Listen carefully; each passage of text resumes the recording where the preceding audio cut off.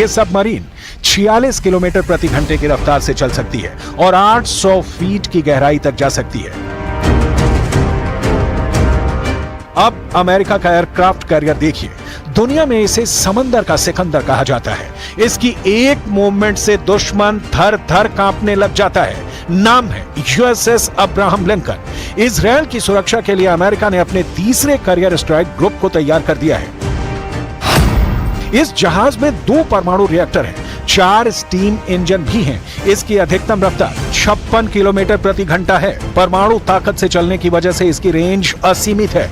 इस जहाज पर 5000 से ज्यादा सैनिक तैनात रहते हैं। इस शिप पर 14 तरह के अत्याधुनिक रेडार और सेंसर्स लगे हैं। इस जहाज में 116 ऐसी मिसाइलें लगी हैं जो इसे दुश्मन के खतरे से बचाती हैं। उसकी मिसाइल को हवा में ही मार गिराती हैं। इसके अलावा 2 फैलेंक्स CIWS यानी क्लोज एंड वेपन सिस्टम भी हैं। ये टारगेट के करीब आते ही उस पर गोलियों की बौछार कर देता है। ये सब ऑटोमेटिक तरीके से काम करता है। अमेरिका इसलिए इजरायल के लिए बेचैन हो उठा है क्योंकि वो ईरान और उसके साथी मिलिशिया को बहुत अच्छी तरह से जानता है। अमेरिका को पता है कि इजरायल अपनी रक्षा खुद नहीं कर पाएगा। यही वजह है कि अमेरिका इस इलाके में अपनी ताकत को तेजी से बढ़ा रहा है। पेंटागन के मुताबिक रक्षा मंत्री लॉयड ऑस्टिन ने इजरायल के रक्षा मंत्री योआव गैलेंट से बात की। साथ ही उन्हें भरोसा दिलाया कि अमेरिका इजरायल के बचाव में हर वो जरूरी कदम उठाएगा जो उठाने चाहिए।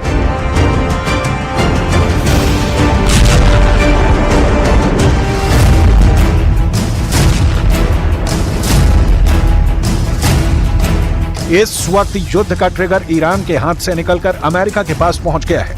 अमेरिका ने अब तक जो एक्शन लिया है उससे साफ है कि वो इजरायल को बचाने के लिए तीसरा खाड़ी युद्ध छेड़ने से भी पीछे नहीं हटेगा। अगले 24 घंटे में बाइडेन को यह फैसला करना होगा कि अगर ईरान इजरायल पर हमला करता है तो उनके टारगेट पर तेहरान के अलावा कौन कौन से शहर होंगे और क्या ये युद्ध सिर्फ खाड़ी तक सीमित रहेगा या फिर दुनिया गल्फ वॉर के साथ वर्ल्ड वॉर भी देखेगी।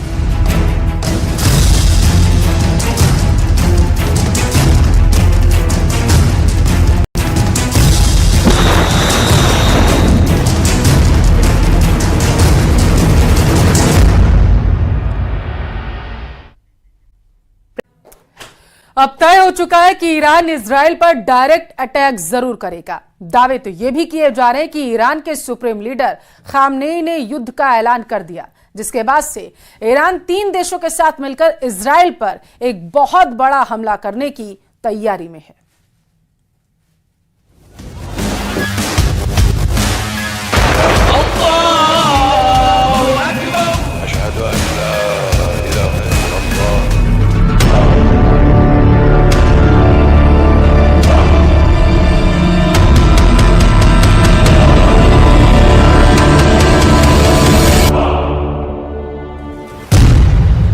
ईरान का आदेश, इजरायल पर सीधा हमला।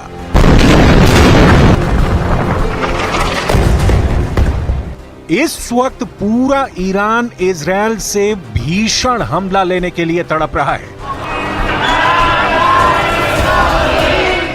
इस वक्त पूरा ईरान हमास चीफ इस्माइल हानिया की हत्या से बौखलाया हुआ है। किसी को समझ में नहीं आ रहा कि इजरायल ने ईरान की राजधानी तेहरान में हानिया को बेहद सुरक्षित इमारत में कैसे मार दिया।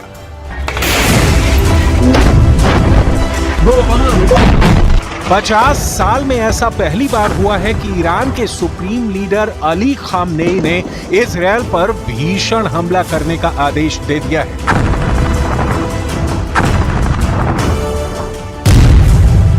जमीन में हानिया का ताबूत, अरब में विश्व युद्ध।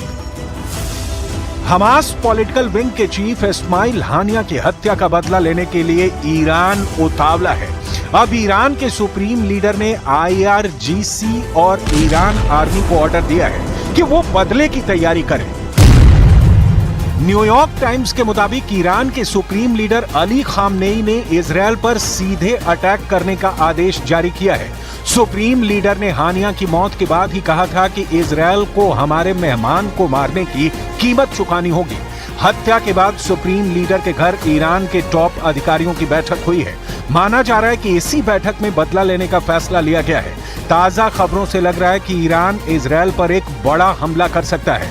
न्यूयॉर्क टाइम्स ने 3 ईरानी अधिकारियों के हवाले से खबर दी है और दावा किया है कि ईरान के सुप्रीम लीडर आयतुल्लाह खामनेई ने कहा कि वो हानिये की मौत का बदला लेंगे और इजरायल पर सीधा हमला करेंगे। खामनेई ने यह भी कहा कि हानिया की हत्या करके अपराधी यहूदी शासन ने अपनी सजा का आधार तैयार कर लिया है। हानिया हमारे प्रिय मेहमान थे जिनकी हमारी जमीन पर हत्या कर दी गई। उनका बदला लेना हमारा कर्तव्य है।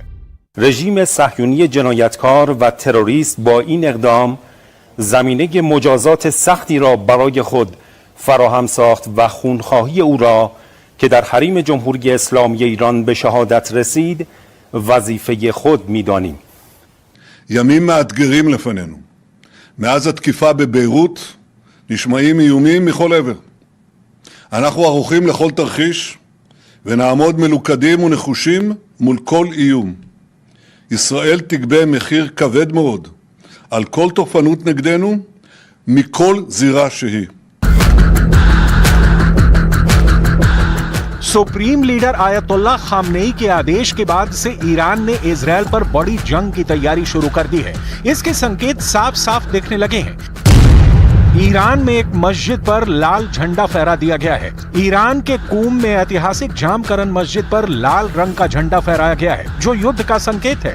ईरान पहले भी इजरायल पर सीधे अटैक कर चुका है लेकिन तब उसके सभी रॉकेट्स और ड्रोन इजरायल और उसकी अलायंस फोर्सेस ने रोक दिए थे। ईरान के मिलिट्री कमांडर इसी तरह का इजरायल पर दूसरा हमला करने की तैयारी में जुट गए हैं। खबर यह भी है कि मिलिट्री कमांडर हमले के उन तरीकों को तलाश रहे हैं जिनमें आम नागरिकों की जान न जाए। ईरान इस बार अपने प्रॉक्सीज के साथ मिलकर हमले को अंजाम देने की तैयारी कर रहा है। अगर इजरायल के ऊपर सीरिया, इराक, यमन, लेबनान और ईरान की ओर से एक समय में अटैक होता है तो उसके एयर डिफेंस को उन्हें रोक पाना मुश्किल होगा। जानकार मानते हैं कि सैकड़ों रॉकेट्स में से अगर 2-3 रॉकेट इजरायल के एयर डिफेंस को भेद कर शहरों में गिरते हैं तो ईरान कह सकता है कि उसने हानिया की मौत का बदला ले लिया है।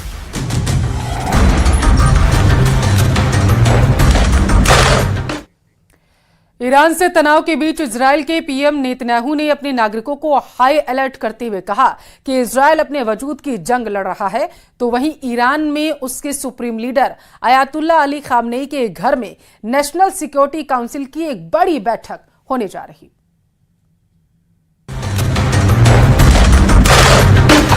इससे पहले भी ईरान ने इजरायल से बदला लेने का ऐलान किया था। तब 3 जनवरी 2022 को ईरानी कुद्स फोर्स के शीर्ष कमांडर जनरल कासिम सुलेमानी की हत्या के बाद जामकरन मस्जिद पर लाल झंडा लहराया गया था।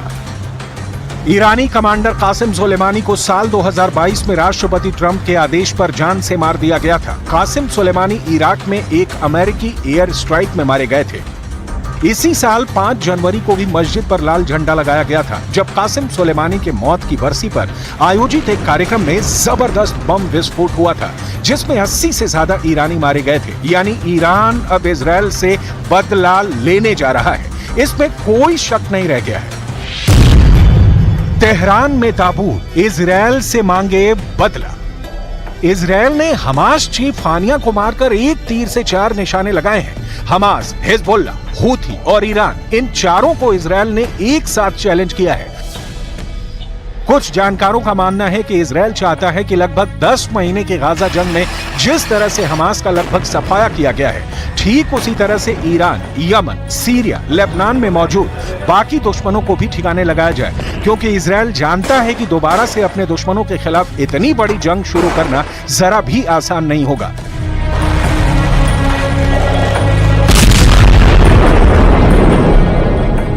इसीलिए जहां इजरायल ने 30 जुलाई को हिजबुल्लाह के नंबर 2 कमांडर फौज शोकर को बेरूत में मारा, तो वहीं 31 जुलाई को ईरान की राजधानी तेहरान में हमास चीफ हानिया को मिसाइल हमले में मार दिया गया। एक रिपोर्ट में चौंकाने वाला दावा हुआ है कि मिडिल ईस्ट की वेबसाइट अमवाज मीडिया ने दावा किया है कि हानिये की हत्या में उनके बॉडीगार्ड्स का हाथ हो सकता है। इससे पहले फार्स न्यूज एजेंसी ने बताया था कि हानिये उत्तरी तेहरान में ईरान इराक युद्ध के रिटायर्ड सैनिकों के लिए बनी एक इमारत में अपने बॉडीगार्ड के साथ ठहरा था। ये भी बताया गया कि ईरान हानिया की करीबी सुरक्षा टीम पर दोष मढ़ रहा है, जिसका अर्थ ये निकाला जा रहा है कि उनके यहां पर ठहरने और दूसरी जानकारी उसके करीबी लोगों ने लीक की है। ये शक इसलिए पैदा हो रहा है क्योंकि फिलिस्तीनी इस्लामिक जिहाद आतंकवादी समूह का नेता जियाद अल नखला उसी इमारत में एक अलग मंजिल पर रह रहा था, लेकिन उन्हें निशाना नहीं बनाया गया, सिर्फ इस्माइल हानिया की टारगेट किलिंग की गई।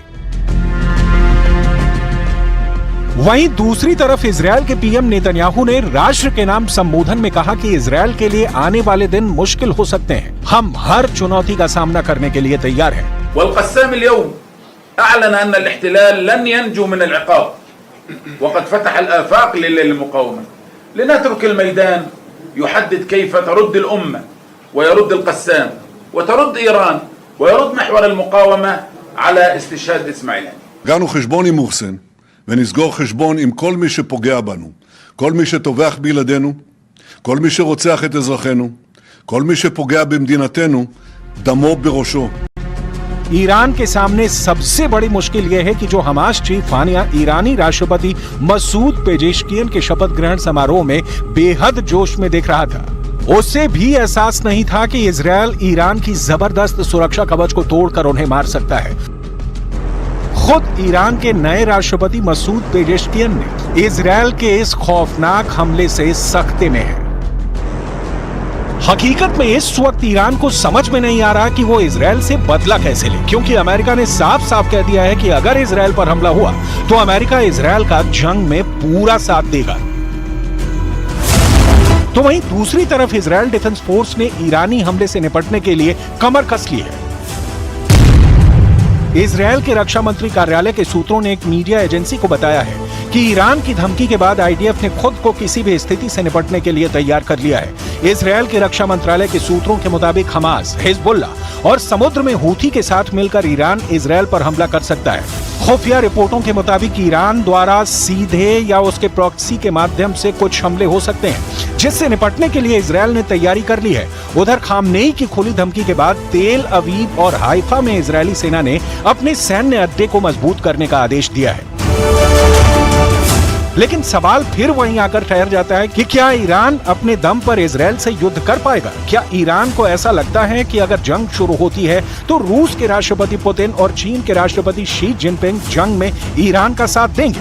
अगर ईरान का साथ रूस और चीन देते हैं तो फिर अमेरिका और यूरोपीय देश इजरायल का खुलकर साथ देंगे। और अगर ऐसा होता है तो फिर अरब से विश्व युद्ध शुरू होने से कोई रोक नहीं पाएगा।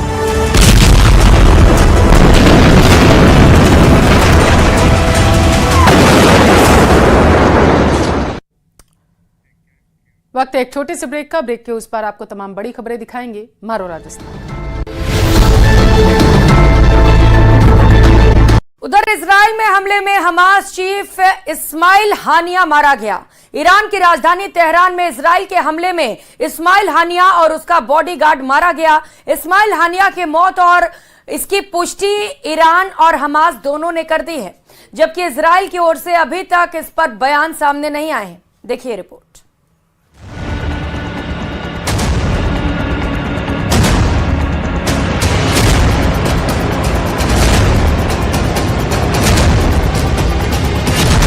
तीन 300 दिन बाद इजराइल का बदला पूरा।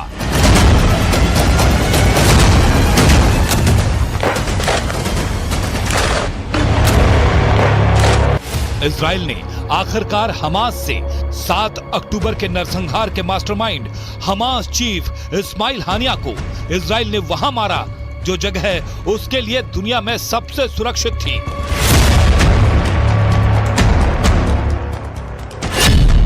तेहरान में इजराइल का ऑपरेशन इंतकाम।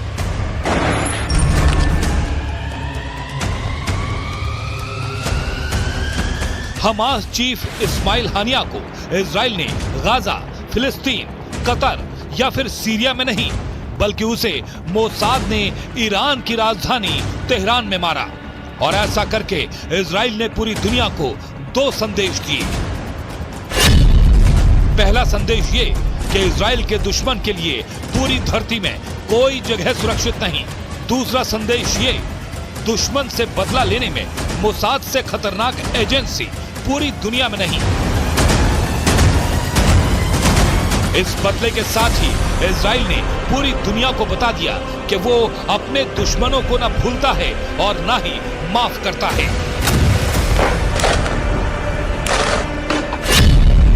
दुनिया हैरान, ईरान में कोहरान।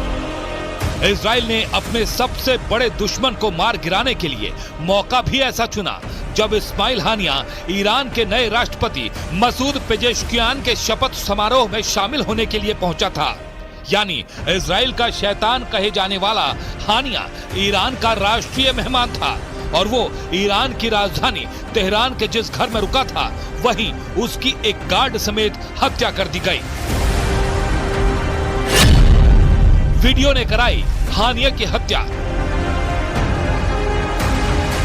हानिया की हत्या की कहानी तो और भी चौंकाने वाली है। 30 जुलाई यानी कल हानिया तेहरान में था। इस दौरान हानिया ईरान के सुप्रीम लीडर अयातुल्लाह खामनेई से मिला था। दोनों की इस मुलाकात का एक वीडियो भी सामने आया था। माना जा रहा है कि इसी वीडियो से इजरायली खुफिया एजेंसी मोसाद को उसके ठिकाने का सुराग मिला। हानिया के अलावा इजराइल का दूसरा निशाना बना हिजबुल्लाह के टॉप कमांडर फऊद शुकर। उसे इजराइल ने लेबनान की राजधानी बेरूत में मार गिराया। This evening, the IDF carried out a targeted strike in Beirut on Fouad Shukr, also known as Said Muhsin, Hezbollah's most senior military commander. Hamas के top commander की हत्या के बाद पूरा मुस्लिम वर्ल्ड हैरान है। ईरान ने इस्माइल हानिया की हत्या पर हमास, फिलिस्तीन और पूरे मुस्लिम वर्ल्ड के लिए संवेदना व्यक्त की है, लेकिन ईरान ने अभी तक इस बात की कोई जानकारी नहीं दी कि तेहरान में हानिया की हत्या कैसे हुई। हानिया की हत्या के बाद ईरान में प्रदर्शन शुरू हो गए हैं। वहीं हमास ने कहा है कि इजराइल ने टारगेटेड मिसाइल हमले के जरिए हानिया की हत्या की और हमास इस हत्या का भयानक बदला लेगा।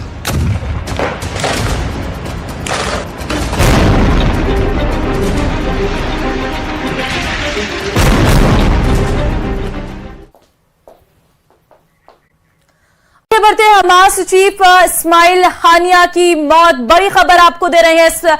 इजराइल के हमले में हमास चीफ इस्माइल हानिया मारा गया है। हमास ने इस्माइल हानिया के मारे जाने की पुष्टि की है। हमास चीफ को इजराइल ने ईरान के तेहरान में मारा है। ईरान राष्ट्रपति की शपथ में गया था हमास चीफ हानिया। हमास प्रमुख हानिया का बॉडीगार्ड भी इस दौरान मारा गया है। बड़ी खबर आपको हम दे रहे हैं, जहां पर खबर निकलकर सामने आई है कि इजराइल के हमले में इस्माइल हानिया मारा गया है और बॉडीगार्ड हानिया का वो भी मारा गया है। हमास ने इस्माइल हानिया की मौत की पुष्टि की है। बड़ी जानकारी निकलकर सामने आई है। दरअसल इजराइल के हमले में हमास चीफ इस्माइल हानिया मारा गया है। इजराइल में लगातार हमला हो रहा है और अभी भी जो है हमला रुकने का नाम नहीं ले रहा है। और इस बीच इस हमले में इस्माइल हानिया के मारे जाने की पुष्टि है। बताया ये जा रहा है कि इजराइल के ईरान के तहखाने में मारा गया है और ईरान राष्ट्रपति की शपथ समारोह में हमास चीफ पहुंचा हुआ था, लेकिन इस दौरान जो मौत की खबर है वो निकलकर सामने आ रही है। हम आपको तीसरी तस्वीर में दिखा भी रहे हैं, जहां पर आप देख सकते हैं ईरान राष्ट्रपति की शपथ में हानिया आपको नजर आ रहा होगा। और फिलहाल जानकारी निकलकर सामने आई है कि इजराइल के हमले में ही हमास चीफ जो है वो मारा गया है। बड़ी खबर यह है और अब इसके बाद आगे देखना होगा कि आखिर इजराइल के हमले में मारे गए चीफ हानिया की इस मौत के बाद अब क्या स्थितियां बदलती हुई नजर आती हैं और मौत के पीछे के कारण क्या है, किस तरीके से मौत हुई है, इन सभी चीजों की जांच अब की जाएगी। और उसके बाद अब देखना होगा कि क्या हमास चीफ की इस मौत का बदला क्या हमास के लड़ाके लेते हुए नजर आएंगे, क्या तस्वीर रहेगी, इस पर सभी की नजर रहने वाली है। दरअसल हमास चीफ इस्माइल हानिया की मौत के बाद अब जो अंतर्राष्ट्रीय स्तर पर हलचल देखने को मिल रही है और हमास ने इस्माइल हानिया के मारे जाने की पुष्टि भी की है। ईरान राष्ट्रपति की शपथ ग्रहण समारोह में शिरकत करने के लिए हानिया गया हुआ था और इस दौरान मौत की पुष्टि जो है वो की गई है। तो उसकी भी तस्वीरें हम आपको दिखा रहे हैं, जहां पर जब शपथ ग्रहण समारोह था मौजूदगी साफ तौर पर हानिया की देखने को मिली थी। और इस दौरान क्योंकि इजराइल में हमले लगातार जारी हैं और इसी हमले में मौत की पुष्टि हुई है। को लेकर अमेरिका में बहुत बड़ा फैसला हो सकता है। इजराइल के प्रधानमंत्री बेन्यामिन नेतन्याहू इस वक्त अमेरिका में हैं और उनकी मुलाकात अमेरिका के राष्ट्रपति जो बाइडेन से होने वाली है।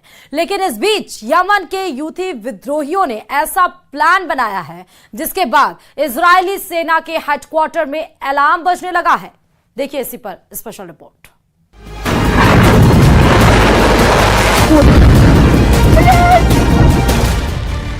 जब नेतन्याहू बाइडेन की मुलाकात और अमेरिकी कांग्रेस में संबोधन को लेकर पूरी दुनिया इजराइल की चर्चा कर रही है, तब इजराइल के दुश्मन एक बहुत बड़े हमले की तैयारी कर रहे हैं। यह हमला भी कुछ ऐसे ही हो सकता है। 19 जुलाई शुक्रवार का दिन खुलने वाला था कि रात 3 बजे ये ड्रोन समंदर की तरफ से तेल अवीव में दाखिल होता है और कुछ ही सेकंड बाद एक बार फिर देखिए वो ड्रोन अटैक जिससे इजराइल बच नहीं सका। अब ऐसे ही कई हमले इजराइल के तेल के कुओं और गैस फील्ड पर करने की तैयारी हो रही है। भूमध्य सागर में इजराइल के कई तेल और गैस के भंडार हैं और यहां उसके ऑयल रिग्स पर ड्रोन अटैक किया जा सकता है। यही यमन की ड्रोन फोर्स का नया टारगेट बन सकते हैं। इन पर हमलों को रोक पाना इजराइल के लिए आसान नहीं होगा। ऑयल रिग्स पर हमले का मतलब है कि इजराइल की एनर्जी इंडस्ट्री की तबाही। भूमध्य सागर में इजराइल की तमाम लेवियाथन और करीश गैस फील्ड है। यहाँ इजराइल हर साल 21 अरब क्यूबिक मीटर गैस का उत्पादन करता है। इस गैस फील्ड से मिस्र और जॉर्डन को भी गैस की सप्लाई की जाती है। ऐसे में नेतन्याहू की बेचैनी बहुत ज्यादा है। तेल अवीव पर हुए ड्रोन अटैक के बाद इजराइल को अपने शहरों से ज्यादा अपने तेल के कुओं की चिंता सता रही है, क्योंकि यहाँ पर हमला रोकना आसान नहीं होगा। जब तेल अवीव में आधी रात 3 बजे हमला हुआ तो धमाका बहुत बड़ा था। किसी को समझ नहीं आया कि आखिर हुआ क्या। सड़कों पर लोग बदहवास हालत में नजर आए। इस हमले में एक व्यक्ति की मौत हो गई, 10 लोग जख्मी हुए हैं। तेल अवीव में अफरा तफरी मच गई। ड्रोन से हुए इस धमाके ने इजराइल को बुरी तरह से हिलाकर रख दिया। लोग सड़कों पर निकल आए, सायरन बजने लगे। आखिर इजराइल की राजधानी में दुश्मन का ड्रोन कैसे घुस गया? कैसे इजराइल का सबसे मजबूत किला आग के शोलों से चकनाचूर हो गया? तेल अवीव में जहां अटैक हुआ वो तेल अवीव का याफा इलाका है और जिस ड्रोन से यमन ने हमला किया उस ड्रोन का नाम भी याफा है। לאחר תחקיר ראשוני שביצענו ומהממצאים בזירה ובמערכות הצבאיות עולה כי מדובר בכלי טיס בלתי מאויש מדגם צימד 3. להערכתנו הוא הגיע מתימן עד לתל אביב. צימד 3 הוא אמצעי לחימה איראני. याफा ड्रोन के बारे में कहा जा रहा है कि ये ईरान से मिले ड्रोन की नकल है। इसका असली नाम समद 3 है। इस ड्रोन की रेंज 2000 किलोमीटर है। अब इस ड्रोन का रूट देखिए जिसने इजराइल को चौंका दिया। ये ड्रोन लाल सागर के ऊपर से होते हुए सुएज नहर के ऊपर से गुजरा। नीचे अमेरिका के बड़े बड़े वॉरशिप देखते रह गए। कोई उस ड्रोन को ट्रैक नहीं कर पाया। इसके बाद ये ड्रोन भूमध्य सागर की तरफ से इजराइल में घुसा। इजराइल के बड़े बड़े रेडार इस ड्रोन को ट्रैक नहीं कर पाए और फिर तेल अवीव में इस ड्रोन ने अपने टारगेट पर बड़ा धमाका किया।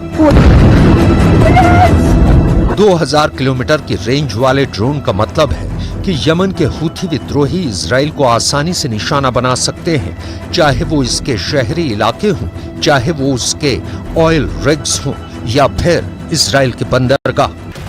हूथी विद्रोहियों के टारगेट पर इजराइल के जो बड़े बंदरगाह हैं उसमें हाइफा और एलात पोर्ट सबसे आगे हैं। हाइफा का बंदरगाह भूमध्य की तरफ है, जबकि एलात बंदरगाह दक्षिण में अकबा की खाड़ी यानी लाल सागर की तरफ खुलता है।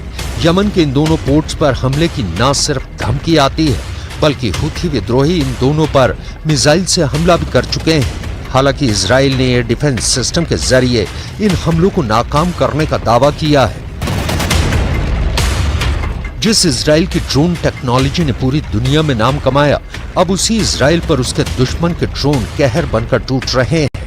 इजराइल को पता चल गया है कि इस हमले के पीछे यमन है और वहीं से ड्रोन उड़कर इजराइल तक पहुंचा है। नफ़ज़ सिलाहुल जव्विल मुसय्यर फिल क़ुव्वातिल मुसल्लहतिल यमनिया बिअौनिल्लाहि तआला अमलियतन अस्करियतन नौइया तमथलत फी इस्तिहदाफ अहदिल अहदाफिल मुहिम्मा في منطقة يافا المحتلة ما يسمى إسرائيليا تل أبيب وقد نفذت العملية بطائرة مسيرة جديدة। इसमें कोई शक नहीं कि इजराइल ने यमन से बदला ले लिया है और बदला भी बहुत बड़ी तबाही मचा कर लिया है। यमन ने तेल अवीव पर ड्रोन हमला किया तो इजराइल ने हुदैदा बंदरगाह पर तेल डिपो को टारगेट बनाया।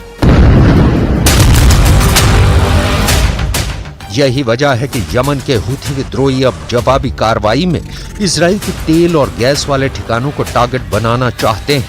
भूमध्य सागर में इजराइल की ऑयल रिग्स को ड्रोन से टारगेट बनाकर यमन के हुथी विद्रोही ये भी साबित करना चाहते हैं कि वो इजराइल की दुखती नब्ज को दबाना जानते हैं। ऑयल रिग्स पर हमले का मतलब है गैस और तेल की सप्लाई ठप, और ये हमले इजराइल की अर्थव्यवस्था को भी बड़ी चोट पहुंचाएंगे।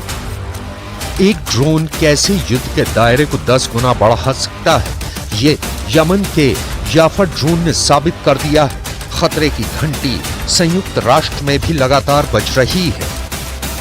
I can tell you that the Secretary General condemns today's deadly drone attack in Tel Aviv, for which the Houthis in Yemen claimed responsibility.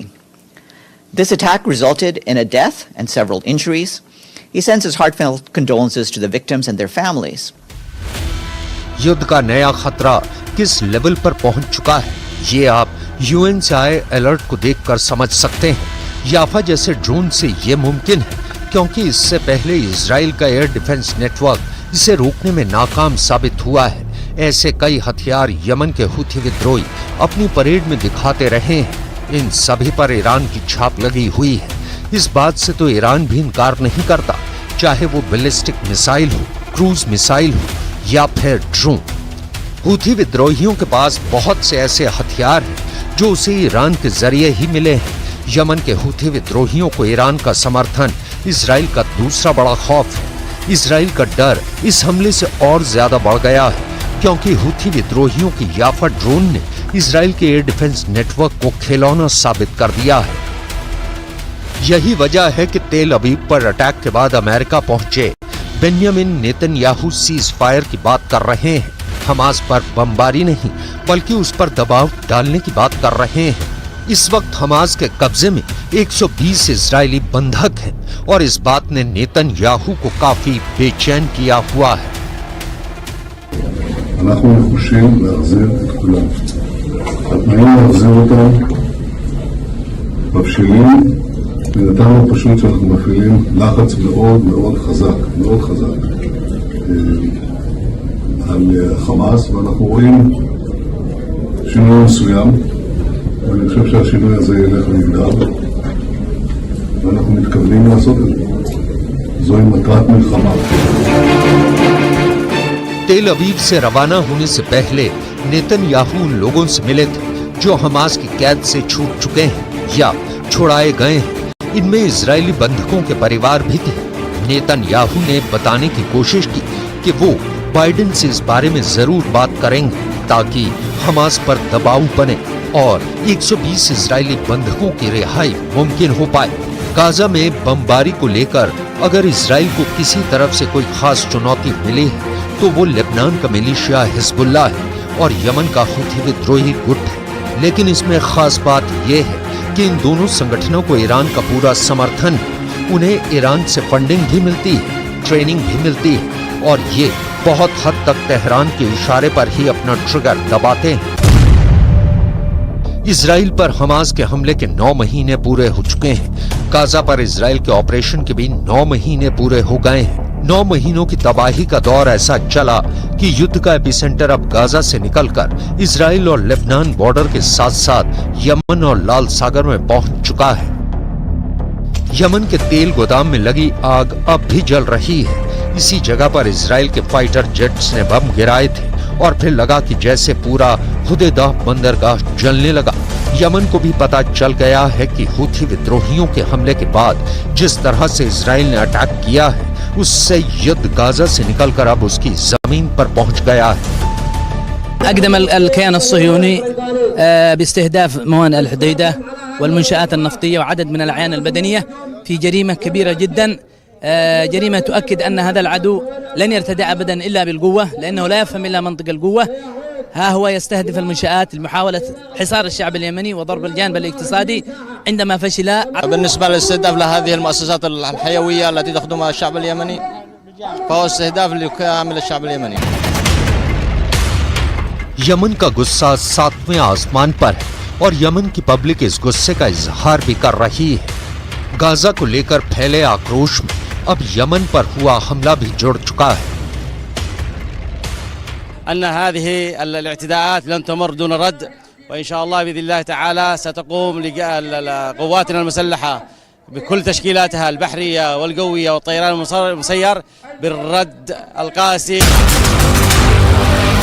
इससे पहले हुथी विद्रोहियों ने इजराइल पर ड्रोन और क्रूज मिसाइल से कई हमले किए हैं, लेकिन 19 जुलाई को हुए हमले ने लाल सागर में मौजूद अमेरिकी जंगी जहाजों से लेकर इजराइल के एयर और मिसाइल डिफेंस नेटवर्क को नाकाम साबित कर दिया है। और अब खतरा इजराइल के तेल के कुओं पर मंडराने लगा है, क्योंकि इजराइल भी जानता है कि यमन के पास खोने के लिए कुछ नहीं है। और इधर नेतन्याहू और बाइडेन के बीच जो भी बात होगी उसमें अरब देशों को लेकर एक बहुत ही खतरनाक फैसला भी हो सकता है। सबसे बड़ी बात यह कि इजराइल के नंबर 1 दुश्मन ईरान को लेकर डोनाल्ड ट्रंप के साथी जेडी वेंस ने ऐसा सुझाव दिया जिसे लेकर पश्चिम एशिया ही नहीं बल्कि पूरी दुनिया में युद्ध छिड़ने का खतरा है। देखिए रिपोर्ट।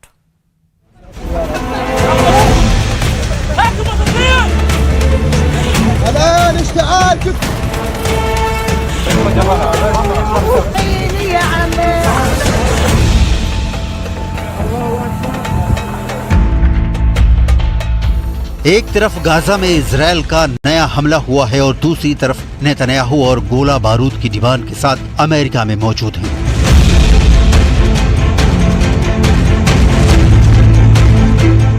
गाजा में इजराइल की बमबारी से एक ही दिन में करीब 100 लोगों की मौत हो चुकी है, 300 से ज्यादा घायल हैं। ये गाजा में सबसे खूनी दिनों में से एक साबित हुआ है।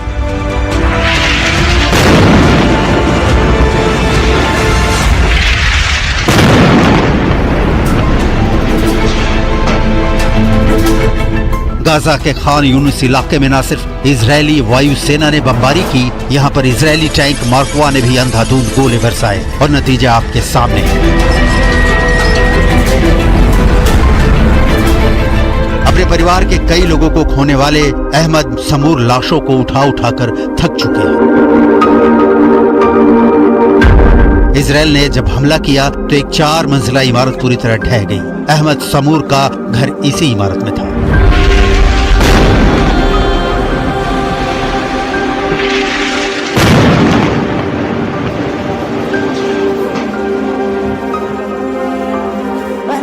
احنا تعبنا في غزه، احنا كل يوم هيدا مش اولاد لسه ما نشفش. طب ولسه خلف متخيل تحت الضوء، لسه خلف تحت الضوء ضايلين، يعني كلهم تحت الضوء، ما حدش قال نخلق. 4 طوابق بنزلها بصفطها على الشقق زي ما هي على المواطنين। गाजा के नासिर मेडिकल कॉम्प्लेक्स में एक साथ करीब 200 घायल लोगों को पहुंचाया गया। बहुत से लोग मर चुके थे, लेकिन उनके रिश्तेदारों को उम्मीद थी कि सांस बाकी है। ये तस्वीरें बता रही हैं कि एक तरफ गाजा में तबाही जारी है, लेकिन दूसरी तरफ अमेरिका में नेतन्याहू को घेरने की कोशिश भी जारी है।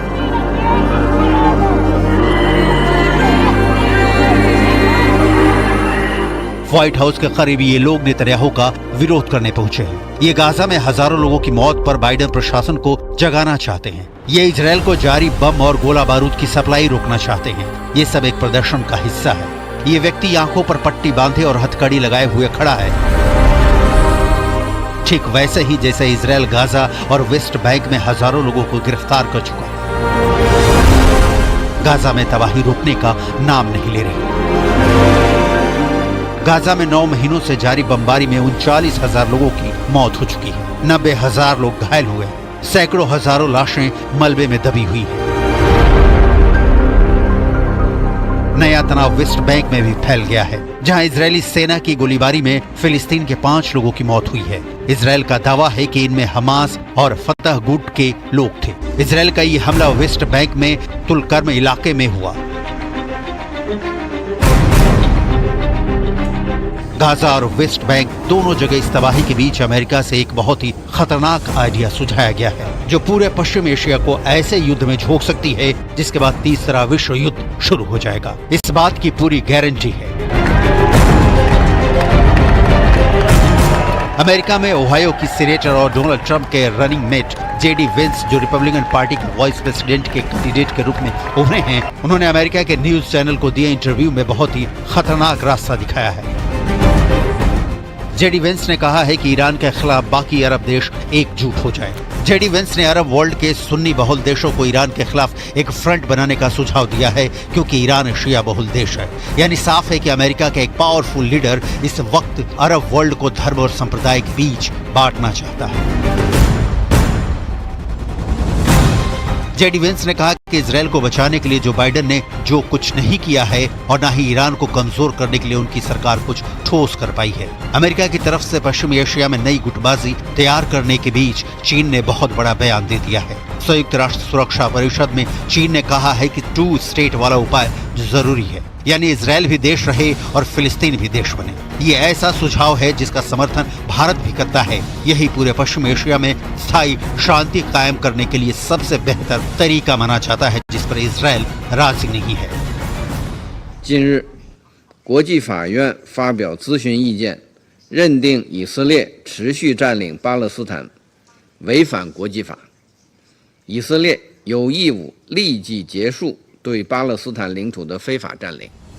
जब गाजा में बमबारी चल रही है और नेतन्याहू अमेरिका से बम और हथियार की डिमांड करने पहुंचे हैं, तब बीजिंग में हुई एक मीटिंग ने इजरायल के माथे पर लकीरें खींच दी है। वजह है चीन के विदेश मंत्री से फिलिस्तीन के अलग अलग गुटों की मुलाकात। इस मीटिंग में हमास और फतह दोनों गुट के नेता शामिल हुए। खबर यह है कि फिलिस्तीन के 14 गुट इस बात पर राजी हुए हैं कि PLO यानी फिलिस्तीन लिबरेशन ऑर्गेनाइजेशन पूरे फिलिस्तीन के लोगों का सही प्रतिनिधित्व करता है। 最核心的成果就是明确巴解组织是巴勒斯坦人民的唯一合法代表。最突出的亮点就是围绕加沙战后治理，组建临时民族和解政府达成了一致。 जहां अमेरिका फेल हुआ है, वहां चीन ने बाजी मारी है। सऊदी अरब और ईरान के बीच दोस्ती कराने के बाद चीन इजरायल और फिलिस्तीन के बीच स्थायी हल निकालने में जुट गया है। चीन अब डील मेकर बनना चाहता है, लेकिन इन तस्वीरों के बीच अगला एक हफ्ता गाजा में चल रहे युद्ध के लिए बहुत अहम होने वाला है। जुलाई के अंत तक अगर ये युद्ध रुकता हुआ नजर नहीं आया तो समझ लीजिए कि फिर ये युद्ध पूरी तरह आउट ऑफ कंट्रोल हो जाएगा।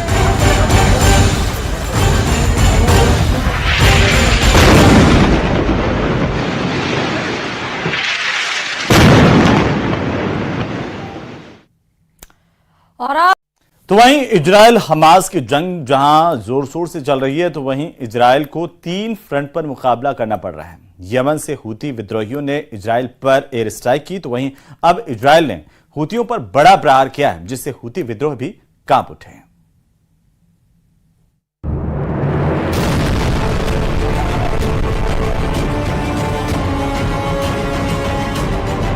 यमन में इजरायल ने बड़ा हमला किया है। इजरायल ने यमन के अल हुदैदा बंदरगाह के ईंधन डिपो पर एयर स्ट्राइक किया। दावा है कि इसमें इजरायल के अलावा अमेरिका, ब्रिटेन समेत तीनों देश शामिल थे। रिपोर्ट में दावा है कि 12 इजरायली विमान, जिनमें F-16 और F-35 विमान शामिल थे, जिन्होंने यमन में भारी बमबारी की। हमले में 3 लोगों की मौत हो गई, तो वहीं 85 से ज्यादा लोगों के घायल होने की जानकारी सामने आ रही है। इसराइल के टारगेट पर हुती विद्रोहियों के ठिकाने थे, जिन पर ताबड़तोड़ हमले के बाद बड़ा नुकसान पहुंचा है। हमले में कई लोगों की मौत हो गई तो कई लोगों के घायल होने की भी खबर है। इस हमले की निगरानी खुद इसराइल के पीएम नेतन्याहू कर रहे थे। इससे पहले इसराइल की राजधानी तेल अवीव पर ड्रोन से अटैक हुआ था, जिसकी जिम्मेदारी हुती विद्रोहियों ने ली थी। अब यमन में इसराइल का हमला इसी का जवाब बताया जा रहा है। इसराइल के हमले के बाद हालात और बिगड़ने की आशंका जताई जा रही है, क्योंकि इसराइल इस वक्त 3 फ्रंट पर हमले कर रहा है। एक तरफ गाजा में हमास के खिलाफ कार्रवाई जारी है, दूसरी तरफ लेबनान में हिजबुल्लाह के ठिकानों पर बमबारी हो रही है और अब यमन में हुती विद्रोहियों के खिलाफ अभियान छेड़ दिया है। तेल अवीव में हमले के एक दिन बाद इसराइल की एक ठोस कार्रवाई सामने आई है। इससे पहले यमन ने इसराइल पर एयर स्ट्राइक की थी। शांत समंदर दिखाई दे रहा है, लेकिन तभी एक ड्रोन तेल अवीव शहर की तरफ बढ़ता है और कुछ सेकंड बाद चीख पुकार मच जाती है। ड्रोन जैसे ही तेल अवीव पर गिरता है तो जोर का धमाका होता है। धमाका बहुत बड़ा था, किसी को समझ ही नहीं आया कि आखिर क्या हुआ, क्योंकि लोग नींद के आगोश में थे। धमाके के बाद लोगों को समझ में आया कि दुश्मनों ने उनके शहर पर हमला कर दिया है। लोग भागे भागे सड़कों पर बदहवास दिखे। हमले में 1 की मौत और 10 से ज्यादा लोग जख्मी हो गए। धमाके की कुछ और तस्वीरें भी कैमरे में रिकॉर्ड हुई हैं। तेल अवीव में अफरा तफरी मच गई। ड्रोन हमले में इसराइल बुरी तरह हिल गया। इसराइल का सबसे बड़ा किला शोलों में तब्दील हो गया। इसके बाद इसराइल का कमांड सेंटर आधी रात को एक्टिव हो गया। खुद पीएम नेतन्याहू सेंटर में पहुंचे, ये पता लगाने की कोशिश हुई कि हमला कहां से हुआ है, कैसे दुश्मनों ने वहां सेंध लगा दी जहां इसराइल की मर्जी के बिना पत्ता भी नहीं हिलता है। जिस इसराइल की ड्रोन टेक्नोलॉजी की धमक पूरी दुनिया में दिखती है, अब उसी इसराइल पर उसके दुश्मन ड्रोन हमले कर रहे हैं। इसराइल को पता चल गया कि हमले के पीछे यमन का हाथ है और वहीं से ड्रोन उड़कर इसराइल पहुंचा। במהלך הלילה חדר קליטה בלתי מאויש מכיוון הים ממערב ששוגר להערכתנו מתימן ופגע בבניין במרכז תל אביב. בעקבות הפגיעה נהרג אזרח ו8 אזרחים נפצעו באורח קל. ड्रोन हमले के पीछे हुती विद्रोहियों का हाथ था। यमन को हथियारों की मदद ईरान से मिलती है। इसराइल और ईरान के बीच हमेशा 36 का आंकड़ा रहता है। जहां तेल अवीव पर हमला हुआ वो जाफा इलाका है। जिस ड्रोन से हमला हुआ उसका नाम भी जाफा है। जाफा के बारे में कहा जा रहा है कि ये ईरान से मिले ड्रोन की नकल है। इसका असली नाम समत 3 है। इस ड्रोन की रेंज 2000 किलोमीटर है। ये ड्रोन लाल सागर से होते हुए तेल अवीव पहुंचा था। Bureau report, news 18। इजरायल में रविवार सुबह की शुरुआत धमाकों के साथ हुई। हिजबुल्लाह के रॉकेट हमलों से इजरायल के कई इलाके कांप उठे हैं, लेकिन इजरायल के आयरन डोम में हिजबुल्लाह के मंसूबों पर पानी फेर दिया। अब बारी इजरायल की है।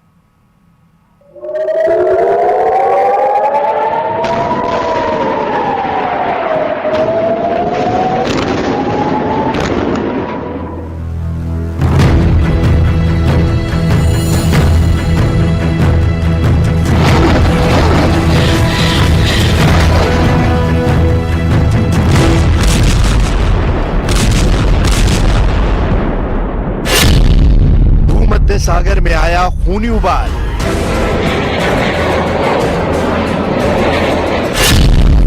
तेल अवीव से बेरूत तक बरसा बारूद।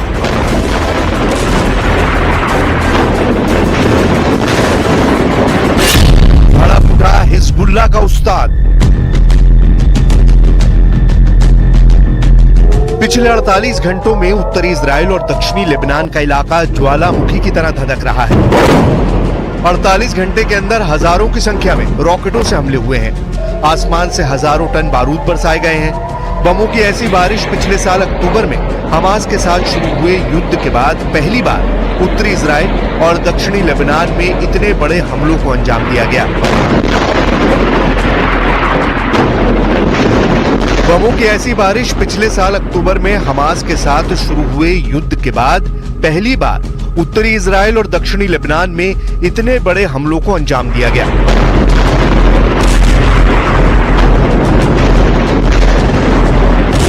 हिजबुल्लाह ने रविवार को सुबह सुबह इजराइल पर सैकड़ों रॉकेट और ड्रोन दागे, जबकि इजराइल की सेना ने कहा कि उसने एक बड़े हमले को विफल करने के लिए लेबनान पर करीब 100 जेट विमानों से हमला किया। 10 महीने से ज्यादा समय से चल रहे युद्ध में ये सबसे बड़े हमले थे।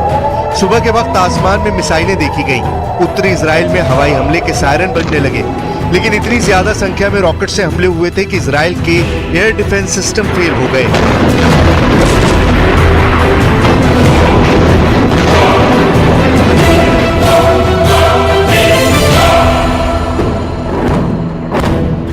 इजराइल ने अपने फाइटर जेट से दक्षिणी लेबनान पर कहर बरपा दिया, लेकिन युद्ध का ये स्वरूप और ज्यादा बढ़ने वाला है। एक तरफ इजराइल में इमरजेंसी लागू करनी पड़ी है और नेतन्याहू ने ऐलान कर दिया है कि लेबनान में जो हुआ है वो ईरान में भी हो सकता है। यानी जिस हिजबुल्लाह को कथित तौर पर ईरान से बारूद मिलता है, अब इजराइल इस जंग को उस ईरान तक ले जाने के मूड में है।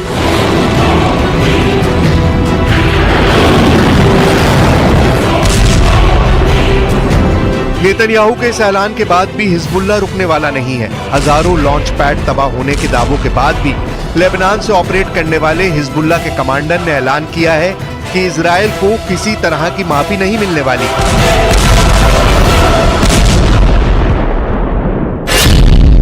इजराइल के हमलों से बेरूत तक खलबली।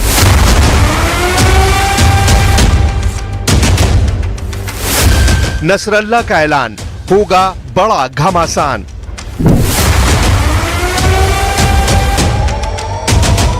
रविवार की सुबह जब उन 320 कत्यूशा रॉकेट को लेबनान की धरती से दागा गया और इजराइल में 11 सैन्य ठिकानों को निशाना बनाया गया, उसके ठीक बाद हिजबुल्लाह के कैंप में जश्न मनाया जाने लगा। लेबनान में एक अज्ञात जगह पर हसन नसरुल्लाह ने ऐलान किया कि यह बदले की कार्रवाई थी और ये एक्शन इसलिए जरूरी था क्योंकि इलाके में जो इक्वेशन है उसका बैलेंस रहना जरूरी है। رغم احنا للالفات كنا جاهزين بعد تشييع السيد محسن، كنا جاهزين شبابنا وسلاحنا وخطتنا وكل شيء، كان عندنا تفصيل معين انه اي من الاهداف اللي هلا حاحكي عنها بدنا ننقيه، بس كنا جاهزين. تأخير اولا हसन नसरल्लाह का यह ऐलान इजराइल पर आग बनकर बरसा। इसके पीछे की कहानी करीब 25 दिन पुरानी है। 25 दिन पहले इजराइल और अमेरिका के एक मोस्ट वांटेड आतंकवादी और हिजबुल्लाह के टॉप कमांडर हज मोहसिन उर्फ फुआद शुक्र को बैरूत में बम से उड़ा दिया गया था।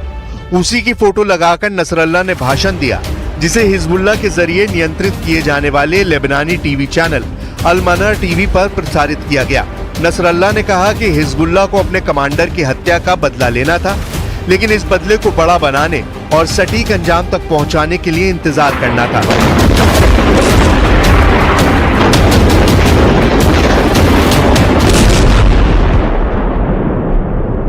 وأحد أسباب الركض الأمريكي المنافق هو الخشية من رد محور المقاومة وتداعيات الردود والذهاب إلى حرب إقليمية ومشاكل. بلشوا يحكوا انه في وقف العدوان ووقف اطلاق نار وطولوا بالكم الى اخره. بالحقيقه نحن تريثنا. जिस कमांडर मोहसिन की मौत का बदला लेने के लिए नसरल्लाह ने 320 रॉकेट से इजराइल पर हमलों को अंजाम दिया, उस कमांडर मोहसिन के पास ही हिजबुल्लाह के रॉकेट रेजिमेंट की कमान थी और मिसाइल से सटीक हमलों में वो माहिर था। नसरल्लाह का प्लान 6000 रॉकेट से हमला करने का था, लेकिन जिस समय अमेरिका और इजराइल हमास के साथ युद्ध विराम के एग्रीमेंट पर काम कर रहे थे, उस वक्त हिजबुल्लाह ने ऑपरेशन मोहसिन को अंजाम दिया और इजराइल पर 10 महीनों में सबसे बड़े हमले को अंजाम देकर हालात ऐसे कर दिए कि इजराइल को 48 घंटों के लिए देश में इमरजेंसी लागू करनी पड़ी। طبعا لم نقل لأحد أننا سنتريث، ولكن حقيقة الأمر أننا تريثنا حتى نعطي الفرصة لهذه المفاوضات، لأنه نحن هدفنا أساسا من كل هذه الجبهة ومن كل هذه الدماء وكل هذه التضحيات। रविवार को सैयद हसन नसरल्लाह का ये भाषण पूरे लेबनान में प्रसारित किया गया और बड़ी संख्या में लेबनान के लोगों ने नसरल्लाह के भाषण को सुना। लेबनान में नसरल्लाह का ये भाषण क्यों अहम है, इसे इसी से समझिए कि नसरल्लाह ने जब भाषण दिया तो लेबनान के लोगों के जहन में इजराइल के लिए गुस्सा बढ़ता चला गया। और हिजबुल्लाह चीफ की बातें उन्हें गजा से जोड़ देती हैं। دائما كلام السيد بيعطي معنويات وبيعطي ثقة لجمهور المقاومة ولكل الناس الوطنيين مش بس لجمهور المقاومة. كلام مريح وواقعي وفي حس وطني كبير.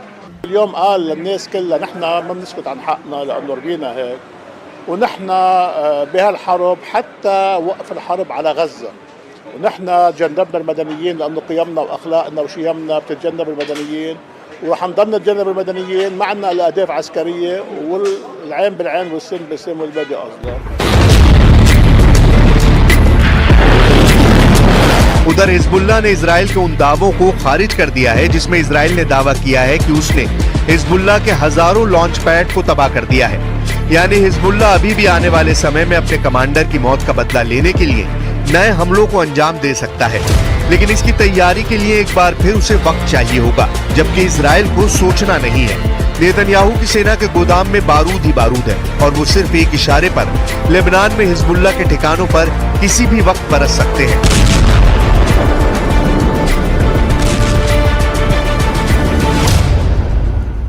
We are determined to do everything possible to protect our country, to return the residents of the North safely to their homes, and to continue to uphold a simple rule: whoever harms us, we harm him.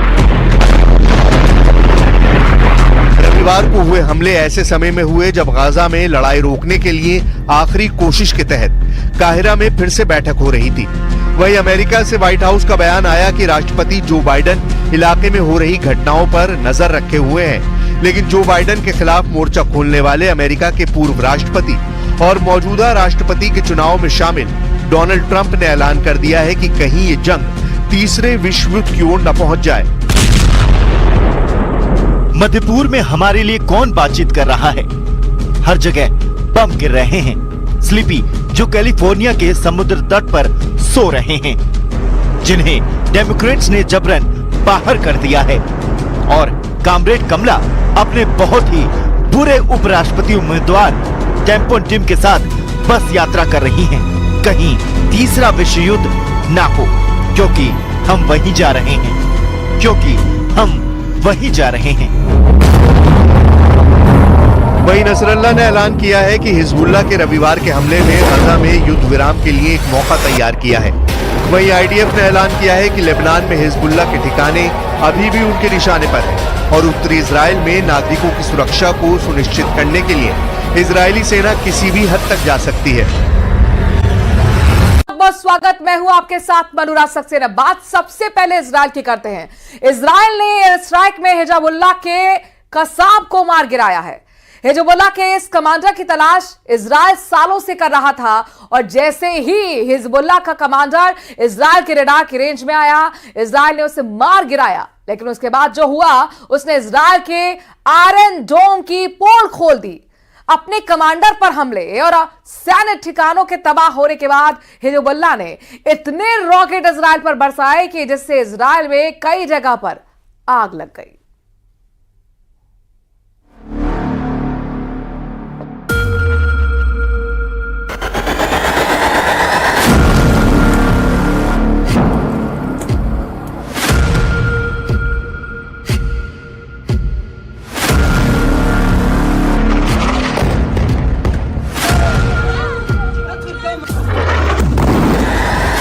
Israel ने मार डाला Hezbollah का Kasab.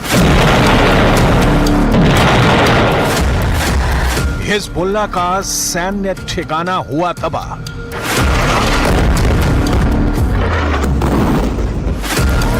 Hezbollah ने Israel पर दागे 55 rocket.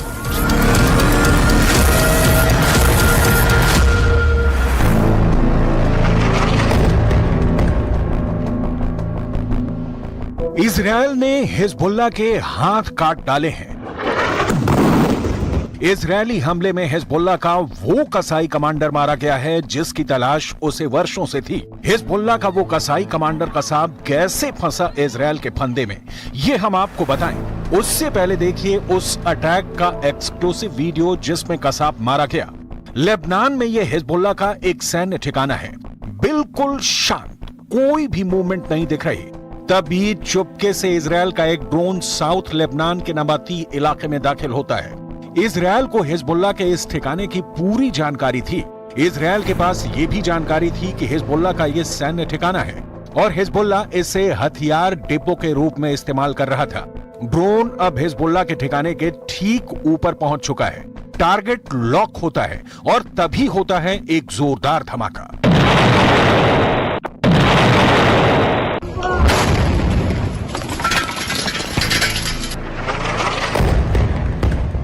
धमाके के बाद जब धूल और धुएं का गुबार छटा तो पता चला कि इजराइल ने उस मोस्ट वांटेड को मार गिराया है जिसकी उसे वर्षों से तलाश थी। हिजबुल्लाह के उस कसाई कमांडर का नाम है कसाब, जो हिजबुल्लाह के अल हज रदवान फोर्स में टॉप कमांडर था। हमले की फुटेज जारी करते हुए इजराइल डिफेंस फोर्स यानी IDF ने दावा किया कि इस हमले में हुसैन इब्राहिम कसाब को ढेर कर दिया गया। हिजबुल्लाह ने भी कसाब की मौत की पुष्टि की है।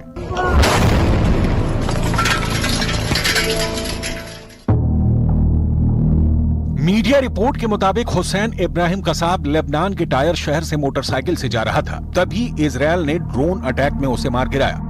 इजरायली सेना का कहना है कि 7 अक्टूबर से अब तक हिजबुल्लाह के 412 आतंकी मारे जा चुके हैं और इब्राहिम कसाब भी उन्हीं में से एक है। इजराइल के इस हमले से हिजबुल्लाह बुरी तरह से तिलमिला गया है।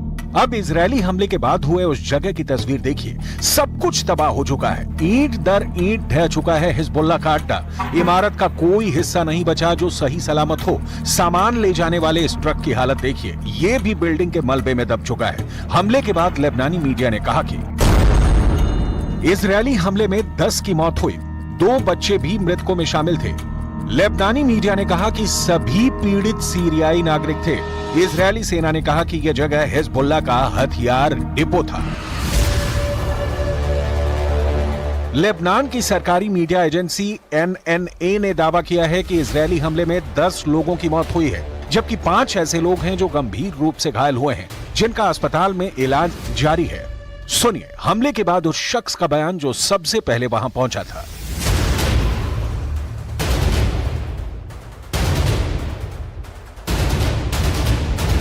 بالحقيقة استشهد مجموعة من العمال يلي هن أساسا الناطور أو الكونسيرج وزوجته وولاده 2 أطفال، وفي معه مجموعة من العمال كانوا كمان ساكنين بنفس المبنى، وجميعهم سوريين الجنسية.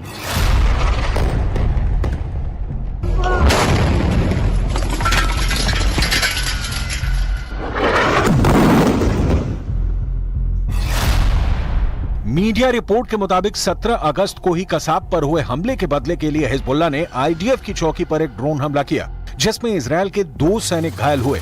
एक सैनिक की हालत गंभीर बताई जा रही है, जबकि दूसरा मामूली रूप से घायल हुआ है। ईरान समर्थित मिलिशिया हिजबुल्लाह ने इस हमले की जिम्मेदारी लेते हुए बयान भी जारी किया, जिसमें ड्रोन से 2 विस्फोटक दागने की बात कबूल की गई। ऐसे में बड़ा सवाल यह है कि इजराइल का आयरन डोम नहीं झेल पा रहा है हिजबुल्लाह और हमास के हमले। और क्या इजराइल का आयरन डोम बूढ़ा हो गया है?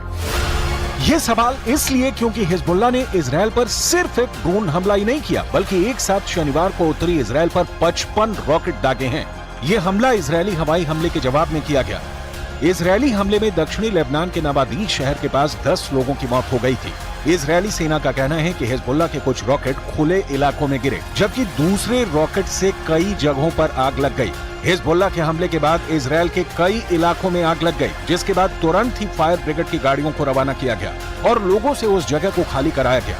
पूरा इलाका धूल और धुएं के गुबार से भर चुका था। फायर ब्रिगेड की गाड़ियों ने बड़ी ही मुश्किल से आग पर काबू पाया। इसीलिए इजराइल के आयरन डोम पर सवाल खड़े हो रहे हैं। सुनिए उस फायर फाइटर की जुबानी कि हिजबुल्लाह के हमले के बाद क्या हुआ। ירי, וכמובן שאחרי כל ירי יש הצתות, עניינים כתוצאה מהירי, ופה הייתה פה נפילה, ומסתבר היו פה אנשים, ועכשיו אנחנו הבאנו לכאן את האוטובוסים של המועצה.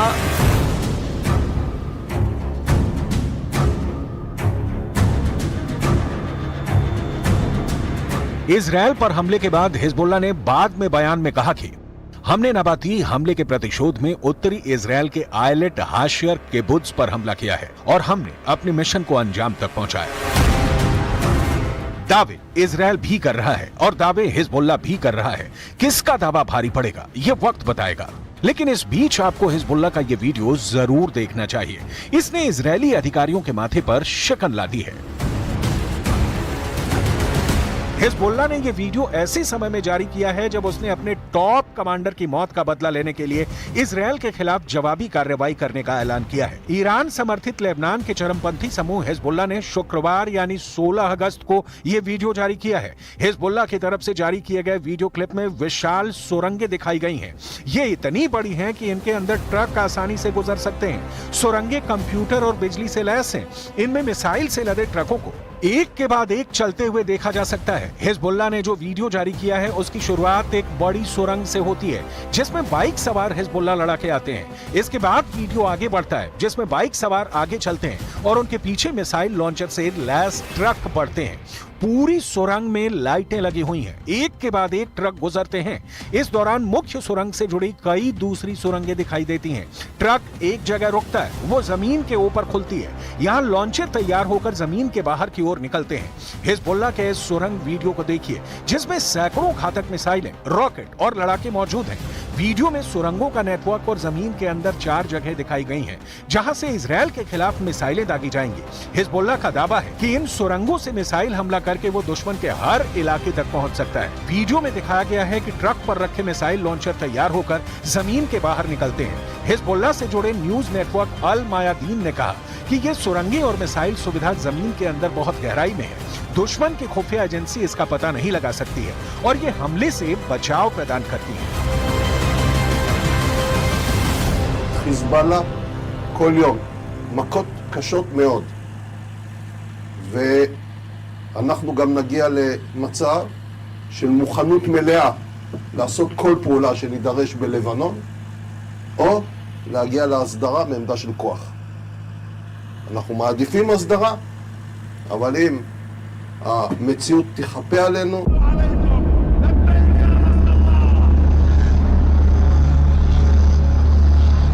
दावा किया जा रहा है कि हिजबुल्लाह ईरान के इशारे पर इजराइल पर बड़े हमले कर रहा है। साफ है हिजबुल्लाह को ईरान से ताकत मिल रही है, इसलिए वो इजराइल पर लगातार हमले कर रहा है, इजराइल को लगातार जवाब दे रहा है।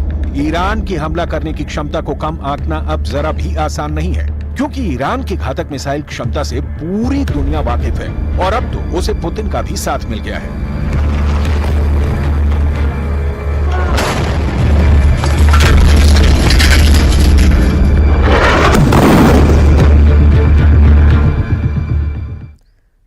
दुनिया पर तीसरे खाड़ी युद्ध का खतरा मंडराने लगा है। ऐसा इसलिए क्योंकि अमेरिका ने अपना 30% वॉरशिप इस वक्त पश्चिम एशिया के आसपास तैनात कर दिए हैं।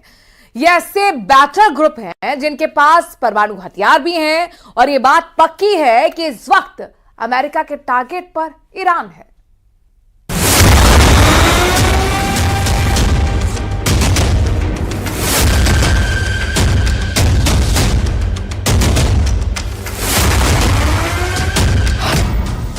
क्या अमेरिका ने तीसरे खाड़ी युद्ध की तैयारी कर ली है?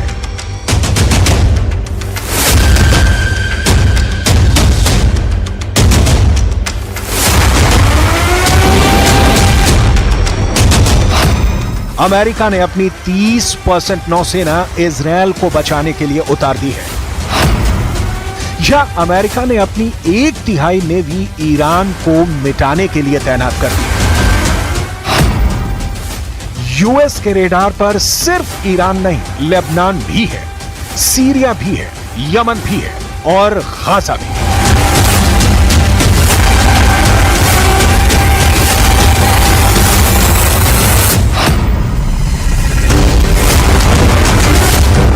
बाइडेन के विध्वंसकों ने इजराइल के दुश्मनों को घेर लिया है। ये इजराइल के दुश्मनों के लिए वाकई बहुत बुरी खबर है। 30% नौसेना तैनात करने का मतलब है कि दुनिया के 3 समंदरों पर इस वक्त बाइडेन का कब्जा हो चुका है। यूएस नेवी के इस डिप्लॉयमेंट से इजराइल के दुश्मनों के पसीने छूट गए हैं। कहां तो ईरान इजराइल पर हमले की धमकी दे रहा था और कहां अब खुद की सुरक्षा करनी तक मुश्किल हो गई है। सिर्फ ईरान ही नहीं, इस तैनाती से लेबनान भी सहमा हुआ है, यमन भी घबरा गया है और गाजा तो इजरायल की लिस्ट में सबसे ऊपर है। इसलिए एक बार फिर सवाल, क्या अमेरिका ने तीसरे खाड़ी युद्ध की तैयारी कर ली है? अमेरिका ने पहला खाड़ी युद्ध 1990 में लड़ा। तब अमेरिका के राष्ट्रपति थे जॉर्ज डब्ल्यू बुश सीनियर और निशाने पर थे इराक के राष्ट्रपति सद्दाम हुसैन। दूसरा खाड़ी युद्ध 2003 में हुआ। तब अमेरिका के राष्ट्रपति थे जॉर्ज डब्ल्यू बुश जूनियर और इस बार भी अमेरिका के दुश्मन थे इराक के राष्ट्रपति सद्दाम हुसैन। 2024 में तीसरे खाड़ी युद्ध की घंटी बज रही है। इस बार राष्ट्रपति जो बाइडेन क्या ईरान को मिटाने की तरफ बढ़ चुके हैं? अमेरिका ने अपने पूरे जंगी बेड़े का 1/3 हिस्सा इजरायल की सुरक्षा के लिए तैनात कर दिया है। इसमें ऐसे जहाज हैं जो परमाणु हथियारों से लैस हैं, इसमें कैरियर भी हैं, इसमें परमाणु पनडुब्बियां भी हैं।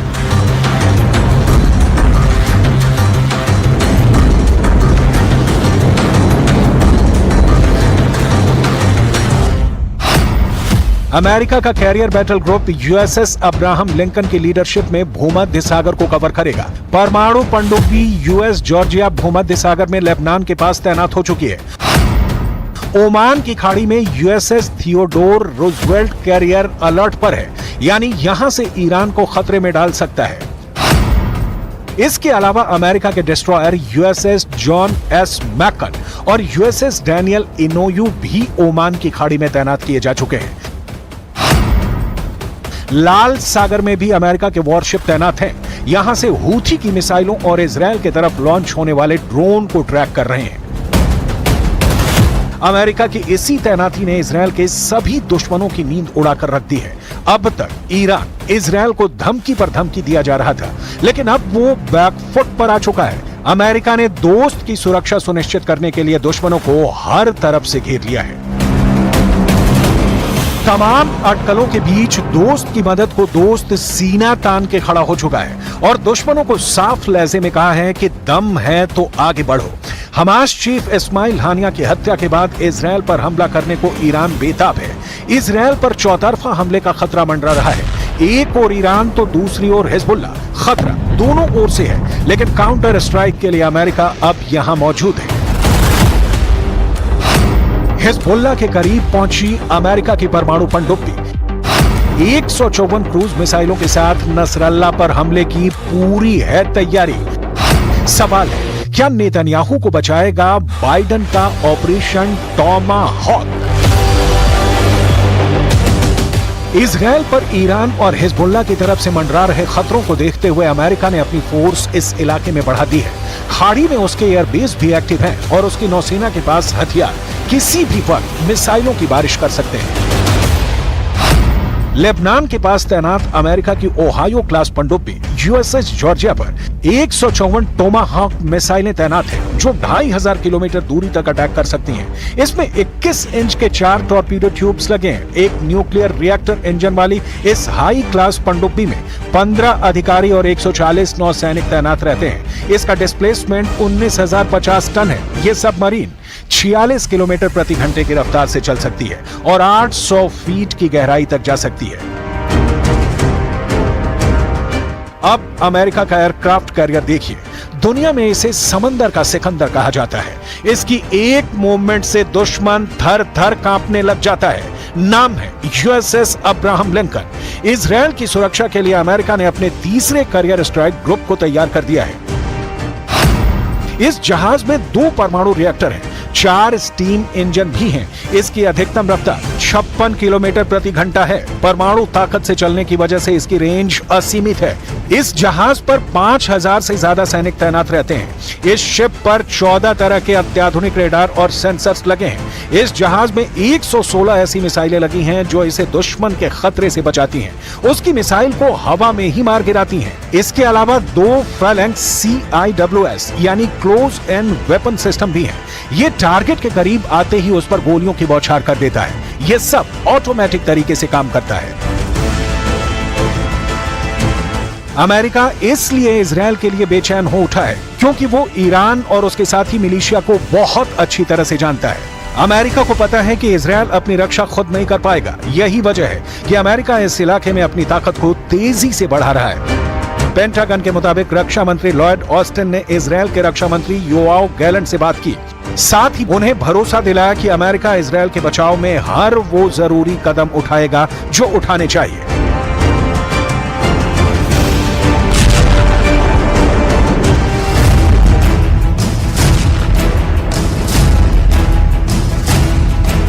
इस वक्त युद्ध का ट्रिगर ईरान के हाथ से निकलकर अमेरिका के पास पहुंच गया है।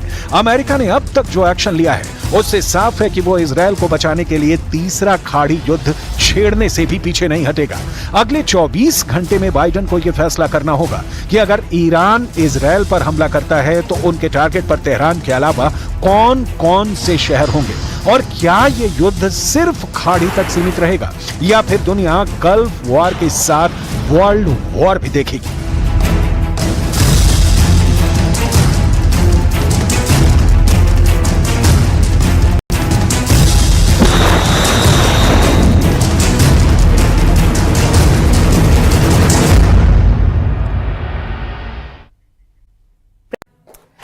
अब तय हो चुका है कि ईरान इजराइल पर डायरेक्ट अटैक जरूर करेगा।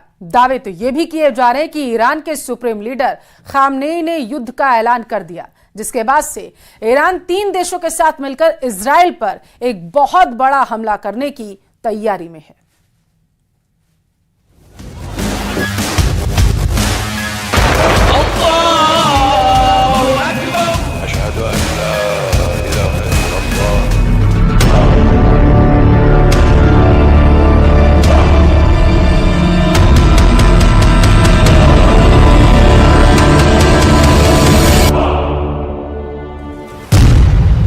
ईरान का आदेश, इजरायल पर सीधा हमला।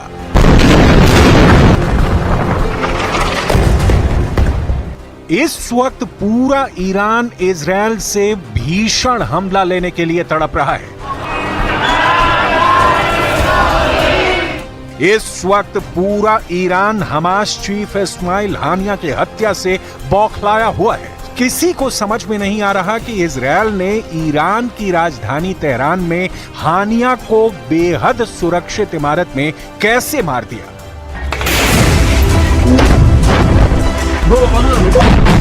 50 साल में ऐसा पहली बार हुआ है कि ईरान के सुप्रीम लीडर अली खामनेई ने इजरायल पर भीषण हमला करने का आदेश दे दिया है।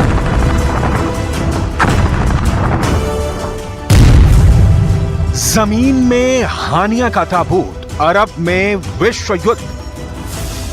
हमास पॉलिटिकल विंग के चीफ इस्माइल हानिया की हत्या का बदला लेने के लिए ईरान उतावला है।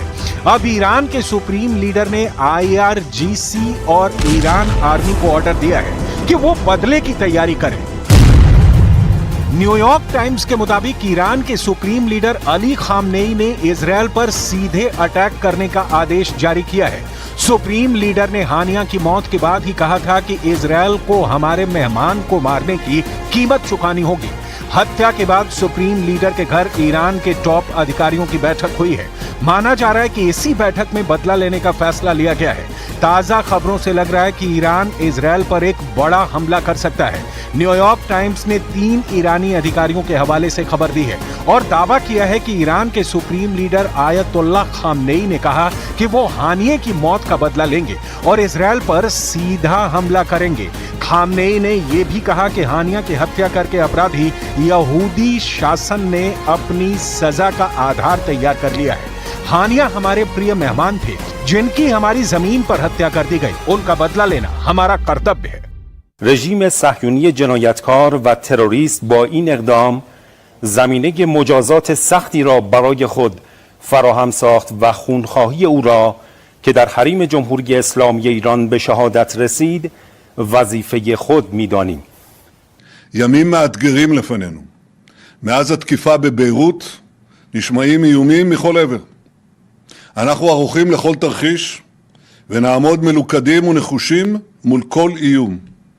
ישראל תגבה מחיר כבד מאוד על כל תוקפנות נגדנו מכל זירה שהיא. सुप्रीम लीडर आयतुल्लाह खामनेई के आदेश के बाद से ईरान ने इजरायल पर बड़ी जंग की तैयारी शुरू कर दी है।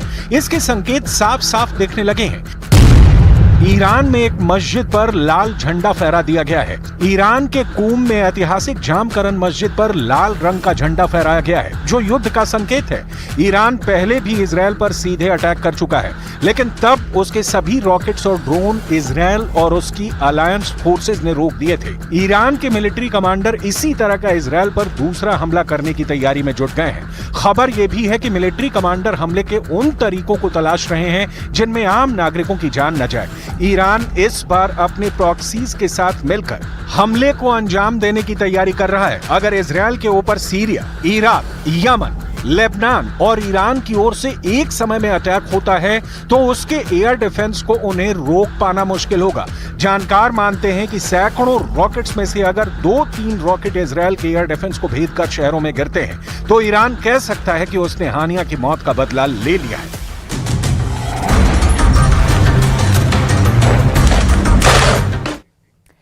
ईरान से तनाव के बीच इजरायल के पीएम नेतन्याहू ने अपने नागरिकों को हाई अलर्ट करते हुए कहा कि इजरायल अपने वजूद की जंग लड़ रहा है, तो वहीं ईरान में उसके supreme leader Ayatollah Ali Khamenei के घर में नेशनल सिक्योरिटी काउंसिल की एक बड़ी बैठक होने जा रही।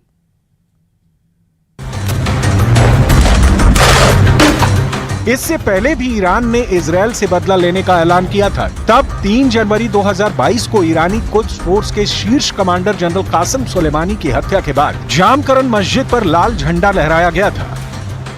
ईरानी कमांडर कासिम सुलेमानी को साल 2022 में राष्ट्रपति ट्रंप के आदेश पर जान से मार दिया गया था। कासिम सुलेमानी इराक में एक अमेरिकी एयर स्ट्राइक में मारे गए थे। इसी साल 5 जनवरी को भी मस्जिद पर लाल झंडा लगाया गया था, जब कासिम सुलेमानी के मौत की बरसी पर आयोजित एक कार्यक्रम में जबरदस्त बम विस्फोट हुआ था, जिसमें 80 से ज्यादा ईरानी मारे गए थे। यानी ईरान अब इजरायल से बदला लेने जा रहा है, इसमें कोई शक नहीं रह गया है।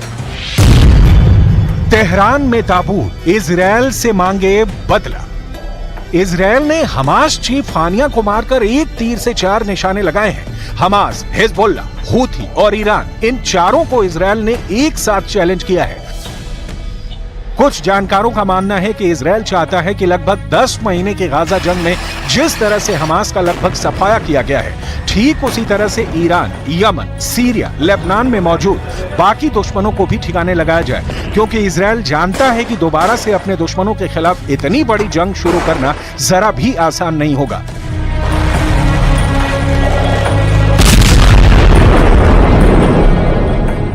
इसीलिए जहां इजरायल ने 30 जुलाई को हिजबुल्लाह के नंबर 2 कमांडर फौज शोकर को बेरूत में मारा, तो वहीं 31 जुलाई को ईरान की राजधानी तेहरान में हमास चीफ हानिया को मिसाइल हमले में मार दिया गया।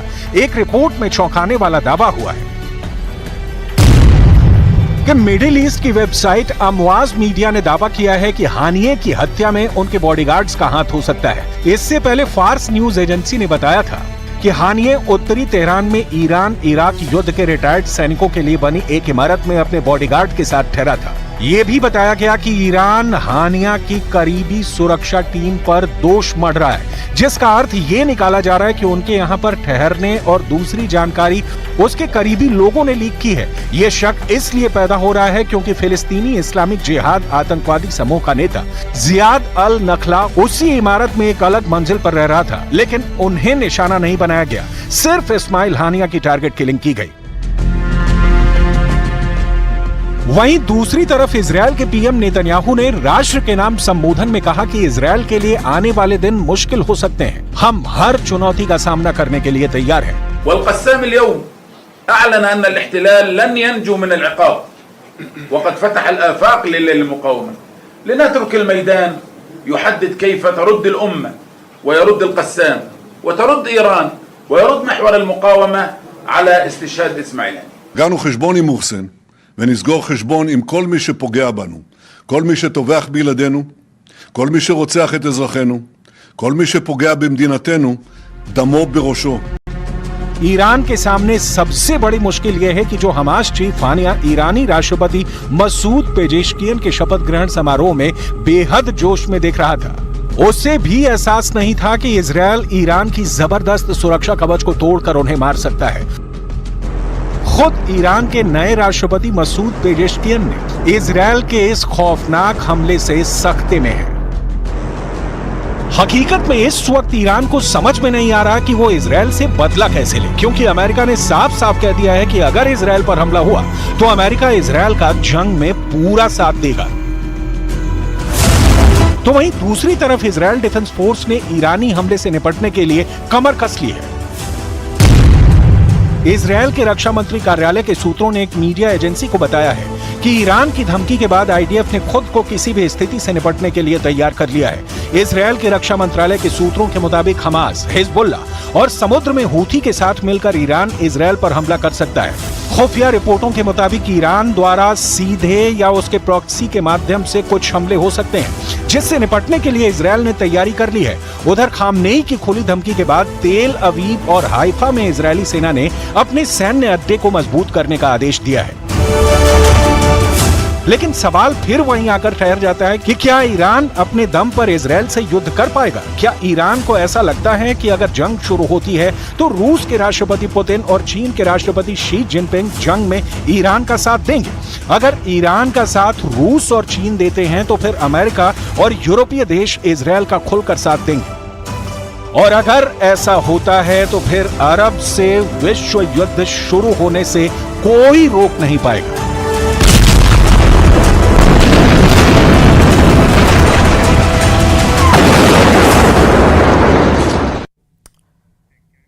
वक्त एक छोटे से ब्रेक का। ब्रेक के उस पर आपको तमाम बड़ी खबरें दिखाएंगे मारो राजस्थान। उधर इजराइल में हमले में हमास चीफ इस्माइल हानिया मारा गया।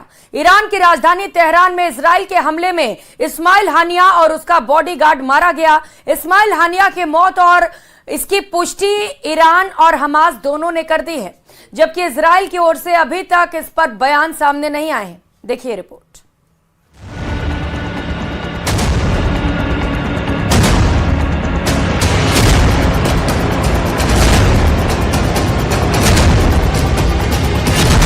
तीन 300 दिन बाद इजराइल का बदला पूरा।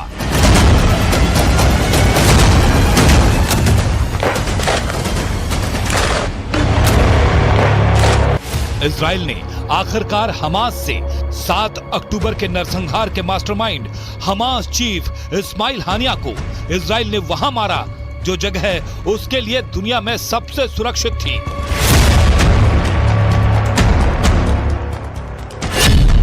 तेहरान में इजराइल का ऑपरेशन इंतकाम।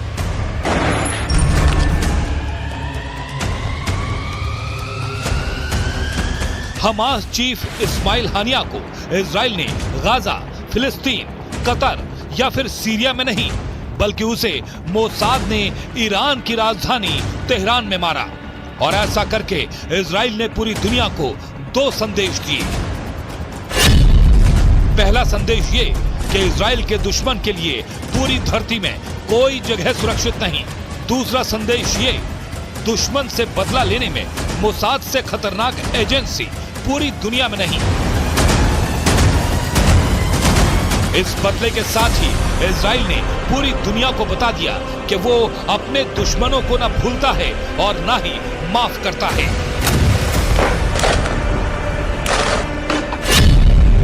दुनिया हैरान, ईरान में कोहरान। इजराइल ने अपने सबसे बड़े दुश्मन को मार गिराने के लिए मौका भी ऐसा चुना जब इस्माइल हानिया ईरान के नए राष्ट्रपति मसूद पेजेश्कियान के शपथ समारोह में शामिल होने के लिए पहुंचा था। यानी इजराइल का शैतान कहे जाने वाला हानिया ईरान का राष्ट्रीय मेहमान था और वो ईरान की राजधानी तेहरान के जिस घर में रुका था वहीं उसकी एक गार्ड समेत हत्या कर दी गई। वीडियो ने कराई हानिया की हत्या। हानिया की हत्या की कहानी तो और भी चौंकाने वाली है। 30 जुलाई यानी कल हानिया तेहरान में था। इस दौरान हानिया ईरान के सुप्रीम लीडर अयातुल्लाह खामनेई से मिला था। दोनों की इस मुलाकात का एक वीडियो भी सामने आया था। माना जा रहा है कि इसी वीडियो से इजरायली खुफिया एजेंसी मोसाद को उसके ठिकाने का सुराग मिला। हानिया के अलावा इजराइल का दूसरा निशाना बना हिजबुल्लाह के टॉप कमांडर फऊद शुकर। 30 उसे इजराइल ने लेबनान की राजधानी बेरूत में मार गिराया। This evening, the IDF carried out a targeted strike in Beirut on Fuad Shukur, also known as Said Muhsin, Hezbollah's most senior military commander. Hamas के top commander की हत्या के बाद पूरा मुस्लिम वर्ल्ड हैरान है। ईरान ने इस्माइल हानिया की हत्या पर हमास, फिलिस्तीन और पूरे मुस्लिम वर्ल्ड के लिए संवेदना व्यक्त की है, लेकिन ईरान ने अभी तक इस बात की कोई जानकारी नहीं दी कि तेहरान में हानिया की हत्या कैसे हुई। हानिया की हत्या के बाद ईरान में प्रदर्शन शुरू हो गए हैं। वहीं हमास ने कहा है कि इजराइल ने टारगेटेड मिसाइल हमले के जरिए हानिया की हत्या की और हमास इस हत्या का भयानक बदला लेगा।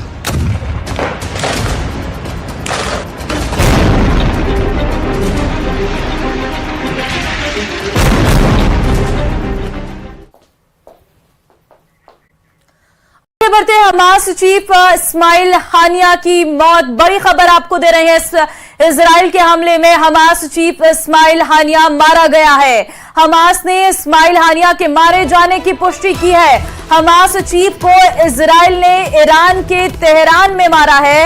ईरान राष्ट्रपति की शपथ में गया था हमास चीफ हानिया। हमास प्रमुख हानिया का बॉडीगार्ड भी इस दौरान मारा गया है। बड़ी खबर आपको हम दे रहे हैं, जहां पर खबर निकलकर सामने आई है कि इजराइल के हमले में इस्माइल हानिया मारा गया है और बॉडीगार्ड हानिया का वो भी मारा गया है। हमास ने इस्माइल हानिया की मौत की पुष्टि की है। बड़ी जानकारी निकलकर सामने आई है। दरअसल इजराइल के हमले में हमास चीफ इस्माइल हानिया मारा गया है।